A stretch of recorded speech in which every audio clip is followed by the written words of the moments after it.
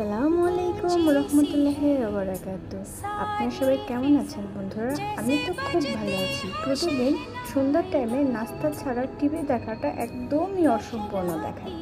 আজকে নাস্তায় রয়েছে, দেখতেই পাচ্ছেন, অনেক ফুলকো ফুলকো চিতই পিঠার সাথে ভর্তা রয়েছে, নিজের হাতে বানানো হালিম, গরম গরম পরোটা।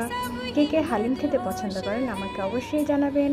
আমার পরোটাগুলো খুবই নরম এবং সফট হয়, সবাই খেতে অনেক পছন্দ করে। তারপর রয়েছে চা।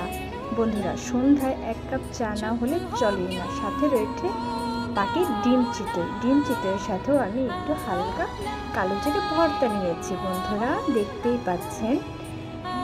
তারপর সর্বশেষে নুডলসগুলো আমার বাচ্চা এবং তার বাবা এবং আমি সবাই খেতে অনেক পছন্দ করি। তো আজকে এই পর্যন্তই বন্ধুরা, আল্লাহ হাফেজ।